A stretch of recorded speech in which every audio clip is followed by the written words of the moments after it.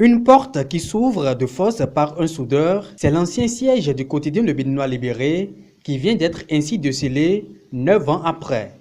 Ce journal très connu au Bénin avait été suspendu et placé sous scellé par l'ARAC le 8 décembre 2011 pour ce que cette institution qualifiait de violation des règles éthiques et déontologiques de la profession. Tout était parti d'un article sur les chefs d'État du Conseil de l'Entente dont le titre avait été jugé d'écrit incendiaire visant à mettre à mal les relations entre le Bénin et les pays membres du Conseil. Le groupe de mots mal élus que nous écrivions, et d'ailleurs je précise, c'est Eric Tchakpe qui est la plus belle plume de la maison qui avait écrit l'article. Donc en thème clair, il n'y avait rien à reprocher à cet écrit.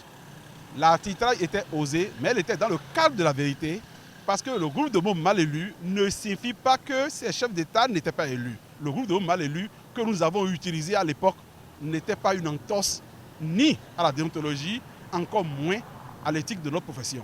En 2017, le journal avait été autorisé par la Cour suprême à paraître, mais le siège n'a jamais été décelé. Il a fallu un nouveau cadre pour reprendre les activités et poursuivre les procédures judiciaires. C'est finalement ce 4 février 2020 qu'un huissier de justice a ordonné l'ouverture de l'ancien siège après un procès remporté par l'équipe du directeur Aboubakar Takou. Nous avons introduit une requête en référé suspension qui a été la première victoire, celle qui nous a permis de réouvrir le journal, à savoir d'être sur le marché. Et ce n'est que 2 ans ou 1 an et demi après que la Cour suprême a connu de la décision dans le fond et nous a encore conforté dans notre victoire. Longtemps après, soit aujourd'hui, que la décision a été notifiée pour ouvrir les scellés.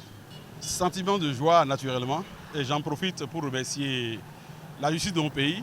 Après ces périodes d'inhabitation, le directeur du journal Le Béninois Libéré s'engage à solder ses dettes auprès du propriétaire des locaux à partir des dommages et intérêts. Il promet également faire des œuvres caritatives à l'endroit des orphelins de son pays.